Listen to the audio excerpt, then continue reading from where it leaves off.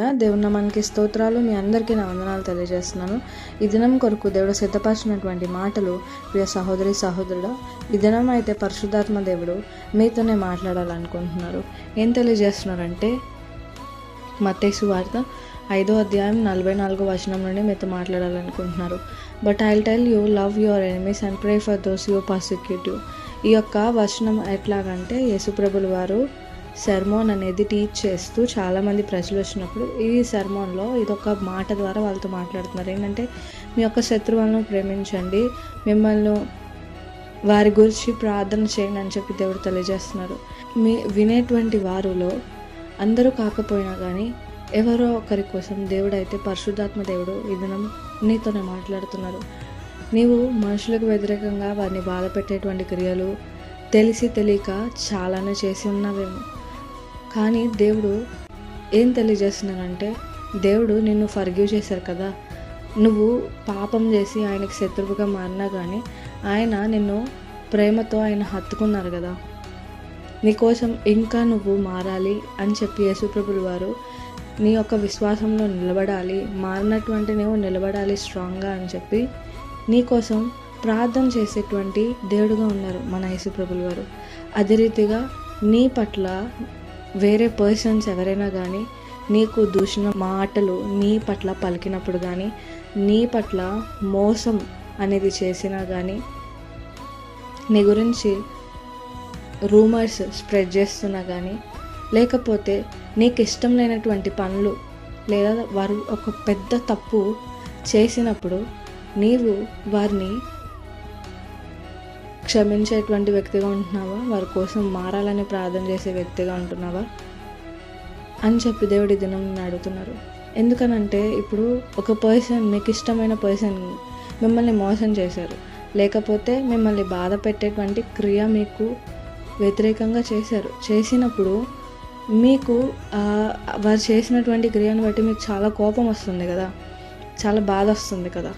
కానీ దాన్ని బట్టి ఏం చేస్తారంటే వారిని హేట్ చేసేటువంటి వ్యక్తులుగా ఉంటారు. వారు చేసినటువంటి గాయం అనేది మాననటువంటి గాయంగా ఉంటుంది. కానీ ఇప్పుడు గాయపడినటువంటి వ్యక్తి ఎట్లాగుంటారంటే, వారికి కొంతమంది తెలిసి చేస్తారు, కొంతమంది తెలియక చేస్తారు. అట్లాగే నీవు కూడా ఒకానొక దినము నీ యొక్క పాస్ట్లో చూసుకున్నట్లయితే నీవు కూడా ఆ స్థితిలో ఫేస్ చేసినటువంటి వ్యక్తిగా నీవు ఉండవచ్చు.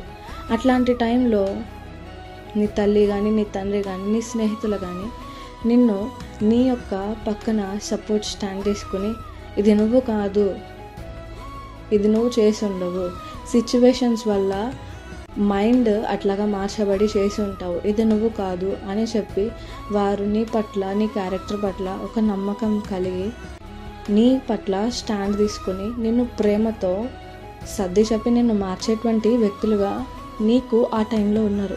కానీ అదే ఇప్పుడు నీ ఎదుట నీకు ఇష్టమైనటువంటి వ్యక్తులు నీకు వ్యతిరేకంగా పాపం చేసి ఉన్నప్పుడు వారి పట్ల కూడా నువ్వు పొందుకున్నటువంటి ఆదరణ, ప్రేమ నీవు ఇతరులకి ఇచ్చేటువంటి వ్యక్తిగా ఉంటున్నావా అని చెప్పి దేవుడు అడుగుతున్నారు. ఇప్పుడు మనం చూసుకున్నట్లయితే పాత నిబంధన అంతా మనము చూస్తే అక్కడ ప్రజలందరూ పాపం చేసేసి దేవుడికి వ్యతిరేకమైనటువంటి కార్యాలు చేస్తూ దేవుని పక్కన పెట్టేసి అన్య దేవతలను, విగ్రహాలను చేసుకుని పూజించేటువంటి వ్యక్తులు ఉన్నారు. దేవుడికి పాపం ఎక్కువ చేసి దేవుడికి శత్రువులుగా మార్చబడ్డారు. కానీ దేవుడు తన కుమారుని పంపించి భూమి మీదకి ప్రేమతో ఎట్లాగా జీవించాలి, తండ్రికి ఇష్టమైనట్లు ఎట్లా జీవించాలని ఒక ఎగ్జాంపుల్గా చూపించి ప్రేమతో అన్నీ సాధ్యం అని చెప్పి దేవుడు తెలియజేస్తున్నారు. యేసుప్రభులు వారు భూమి మీదకు వచ్చి నువ్వు చేసినటువంటి తప్పిదములకై ఆయన నీతో చెప్తున్నారు కదా. నువ్వు తప్పు చేసినప్పుడు దేవుడు ఇట్లా నీతో మాట్లాడారు కదా. దేవుడు డైరెక్ట్గా మాట్లాడకపోయినా ఒక మనిషిని ఉపయోగించుకుని నీతో మాట్లాడారు కదా. నువ్వు ఇది కాదు, నా బిడ్డ అట్లా చేయడు అని చెప్పి ఒక తల్లిలాగా, ఒక తండ్రిలాగా, ఒక స్నేహితుడిలాగా ఒకానొక దినము దేవుడు నీ పట్ల ఒక స్టాండ్ తీసుకున్నారు ఒక మనిషి రూపంలో. నా బిడ్డ అట్లా చేయదే, ఎందుకంటే నా యొక్క క్యారెక్టర్ నా బిడ్డకు వస్తుంది. నా బిడ్డ తప్పు చేసిందంటే అది ఎవరి ఇన్ఫ్లుయెన్స్ ద్వారా, మాటలు వినడం వల్ల జరిగింది తప్ప నా బిడ్డ అట్లా చేయదని చెప్పి తప్పుల్ని సరి చేసుకుని, ఓకే ఇది చేసావు కదా అయిపోయింది వదిలేసే, ఇంకెప్పుడు చేయమాక, మరలా నార్మల్గా ఇప్పుడు నుండి కరెక్ట్గా లీడ్ చేయని చెప్పి దేవుడు నీ పట్ల ఒక స్టాండ్ తీసుకొని పరమ తండ్రికి దగ్గరికి నిన్ను చేర్చడానికి ఆయన నీకోసం బలి అయ్యి ఆయన పాపిగా మారి నిన్ను పరిశుద్ధుని చేసి తండ్రికి నీకు ఒక బ్యారియర్ని బ్రేక్ చేసినటువంటి దేవుడుగా ఉన్నారు. ఇప్పుడు ఏంటంటే తండ్రికి నీ పట్ల క్షమాపణ కలిగింది యేసు ప్రభుల యొక్క రక్తం చిందించడం ద్వారా. అదే రీతిగా దేవుడు ఈ దినం ఇదే మాట్లాడుతున్నారు. నీవు ఒకానొక స్థితిలో నీవు తప్పు చేసినప్పుడు, పాపం చేసినప్పుడు దేవుడు నీకు ఇచ్చేటువంటి ఆదరణ, ప్రేమ ఒక తల్లి కొడుకుని ఎట్లా సపోర్ట్ చేస్తుంది అంటే తల్లికి తెలుసు, తండ్రికి తెలుసు. ఎందుకంటే వారు కన్నటువంటి బిడ్డలకి వాళ్ళ యొక్క క్యారెక్టర్సే వస్తాయి, వారి యొక్క బిహేవియర్ వస్తుంది. ఇప్పుడు వాళ్ళకి లేనటువంటి బిహేవియర్ వాళ్ళు వేరేది చేశారంటే వాళ్ళకి తెలుసు కదా, కన్న బిడ్డలు తల్లిదండ్రులకి తెలుసు.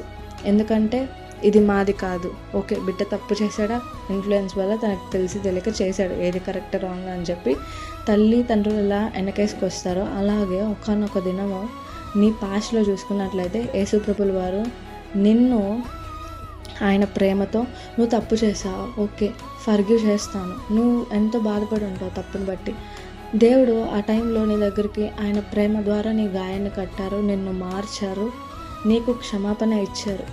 ఇప్పుడు నీవు మంచి స్థితిలో ఉన్నావు. ఆ తప్పుల్ని విడిచిపెట్టి పరిశుద్ధంగా జీవించేటువంటి, దేవుడికి నచ్చినట్టు కరెక్ట్గా జీవించేటువంటి వ్యక్తిగా ఉన్నావు. అదే ప్లేస్లో ఇప్పుడు నీ ఎదుట ఉన్నటువంటి పర్సన్స్ కూడా నువ్వు పాస్ట్లో ఎటువంటి ప్లేస్లో ఉన్నా అట్లానే ఉన్నారేమో, కానీ వారిని నీ దాకా వచ్చే వరకు ఒక రూల్ పెడుతున్నావే, ఎదుటి వాళ్ళు వచ్చేసరికి ఇంకో రూల్ ఎందుకు నువ్వు పెడుతున్నావు, పార్షియాలిటీ ఎందుకు చూపిస్తున్నావు అని చెప్పి దేవుడి దినం అడుగుతున్నారు. తండ్రి ఏ భేదం, యేసుప్రభుల వారు ఏ భేదం లేకుండా ఆయన నేను దేవుడిని కదా, నేను మానవుల దగ్గరికి ఎందుకు వెళ్ళాలి, వాళ్ళు పాపం చేస్తున్నారు, నేను పరిశుద్ధిని కాబట్టి పరిశుద్ధుల కోసమే నేను ఉన్నానని చెప్పి అనుకోలేదు. పార్షియాలిటీ లేదు. దేవుడు ఏం చెప్తున్నారు, నేను పాపుల కోసం వచ్చాను, రైచస్ కోసం రాలేదు, వ్యాధిగ్రస్తుల కోసం వచ్చాను కానీ హెల్దీ పీపుల్ కోసం రాలేదని చెప్పి దేవుడు తెలియజేస్తున్నాడు. ఏ ఒక్క మనిషి అయినా కానీ నీ యొక్క లోలో నీవు ఎన్నో తప్పులు చేసినప్పుడు నీ కోసం స్టాండ్ తీసుకుని నిలబడేటువంటి వ్యక్తులు నీకు వేళ్ళ మీద కాదు, ఒక్క పర్సన్ మాత్రమే ఉంటారు. అది దేవుడు ఒక మనిషి రూపంలో నీ పక్కన ఆయన నీకు సపోర్ట్ చేసేటువంటి వ్యక్తిగా ఉన్నారు. అదే రీతిగా నీలాంటి సిచ్యువేషన్ ఫేస్ చేసేటువంటి నీ ఎదుట ఉండే పర్సన్స్కి కూడా సేమ్ అట్టి రీతిగానే దేవుడు ఒకానొక సమయంలో నీవు ఆయనకి శత్రువుగా మారినప్పుడు ఆయన ఒక ప్రేమను చూపించి ఎట్లాగా నిన్ను మలిచారో, ఎట్లాగా నిన్ను ఫర్గివ్ చేశారో, అదే రీతిగా నీకు వ్యతిరేకంగా క్రియలు, కార్యాలు, నిన్ను బాధ పెట్టేటువంటి క్రియలు, మోసాలు, వ్యతిరేకంగా చేసినటువంటి కార్యాలు ఏమైనా ఉన్నాయేమో, కానీ వారిని గూర్చి నువ్వు క్షమించకుండా నేను రైచస్ని, ఓకే వారు నా ఎడల తప్పు చేశారు, పాపులు అని చెప్పి నువ్వు వారికి దూరంగా ఉంటున్నావేమో. కానీ దేవుడు ఏం చేస్తున్నాడంటే నిన్ను, నీ యొక్క శత్రువులను ప్రేమించాలి, నిన్ను దూషించే వారిని ప్రేమించాలి. ఎందుకంటే ఒకానొక దినం నువ్వు కూడా ఒక పాపివి, నువ్వు కూడా దూషణలు చేసావు.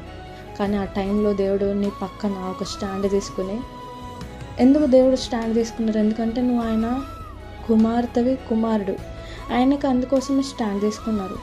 ఈ యొక్క టైంలో దేవుడు ఒక మనిషి రూపంలో వచ్చి నీ కోసం స్టాండ్ తీసుకున్నారు కదా, నువ్వెందుకు ఆ యొక్క లవ్ని, నువ్వు పొందుకున్నటువంటి లవ్ని నువ్వు ఇతరుల పట్ల ఎందుకు చూపించలేకపోతున్నావు? ఈ దినం నుండి అయినా కానీ నీలో ఈ యొక్క క్వాలిటీ ఉందేమో పరిశీలించుకో. నువ్వు పొందుకున్నటువంటి ప్రేమ, నువ్వు పొందుకున్నటువంటి ఫర్గివ్నెస్ ఇతరులకి పంచేటువంటి వ్యక్తిగా ఉంటున్నావా, లేకపోతే నీ దగ్గర వరకే అలాగా కట్టిపెట్టుకుంటున్నావేమో. అందుకోసమే దేవుడి దినం నీతోనే మాట్లాడుతున్నారు. ఇతరులు నీ సిచ్యువేషన్లో ఉన్నారేమో, ఆ సిచ్యువేషన్లో ఉన్న వారికి అట్లాంటి రీతిగా నువ్వు పొందుకున్నటువంటి క్షమాపణ, మార్పు నీవు కూడా ఇతరుల పట్ల కనపరిచేటువంటి వ్యక్తిగా ఉండాలి. అప్పుడే మనం దేవుని పిల్లలుగా పిలువబడతాము. దేవుడి ప్రేమని ప్రచురణ చేసి వారికి దేవుని యొక్క ప్రేమను పంచుతూ పరమ తండ్రి యొక్క కుమారులుగా పిలువబడాలని కోరుకుంటూ అట్టి కృపా దేవునికి దయచేయనుగాక. ఆమేన్.